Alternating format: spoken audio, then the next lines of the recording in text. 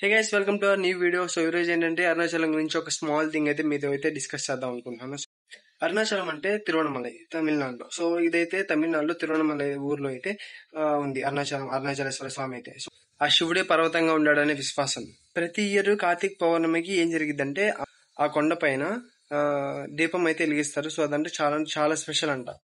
లక్షల మంది ఈ దీపం చూడటానికి ఆ రోజు దండం పెట్టుకోవడానికి వస్తారంట.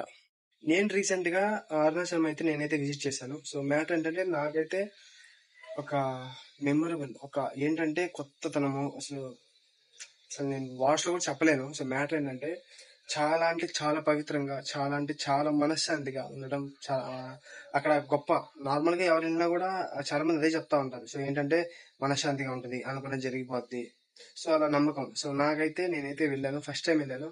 దర్శనం కూడా సూపర్ గా అయితే జరిగింది. చాలాసేపు శివయ్య ముందరే నేను నించొని దండం పెట్టుకున్నాను.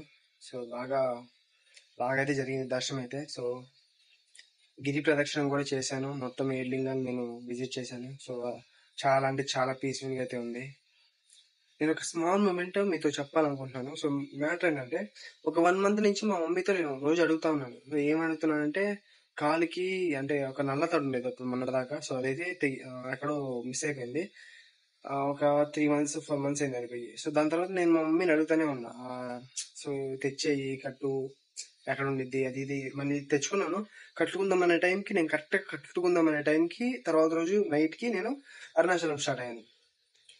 అరుణాచలం స్టార్ట్ అయ్యి గిరి ప్రదక్షిణ చేసే టైంలో నేను అది కట్టుకున్నాను. అక్కడ కొనుక్కొని కట్టుకున్నాను. సో ఈ 4 months లో జరిగింది ఆ రోజే ఎందుకు జరిగింది, ఇన్ని రోజు ఎందుకు పోస్ట్ పోన్ అయింది, నాలో క్వశ్చన్ మార్క్ అయిపోయింది. సో నిజంగానే చాలా మంది అంటా ఉంటారు శివుడు ఆజ్ఞ లేనిదే.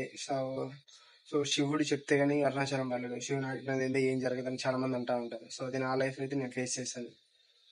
గుండెల నిండా భక్తి, మైండ్ లో మొత్తం శివయ్య, ఒకటి చేయాలనే కోరిక. సో మొత్తం అయితే దండం పెట్టుకున్నాను. సో ప్రతిరోజు మన దగ్గర నుంచి ఒక వీడియో అయితే వచ్చింది.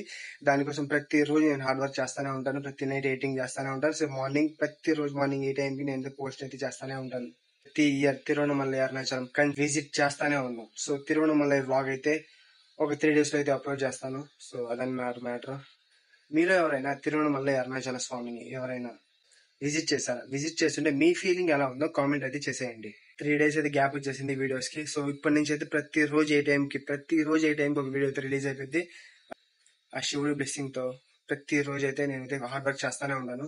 సో తెలుసు ఇలా చేస్తే ఈ వ్లాగింగ్, డైలీ లైఫ్ వ్లాగింగ్ చేస్తే సక్సెస్ తొందరగా అయితే రాదు. అది నాకు కూడా తెలుసు.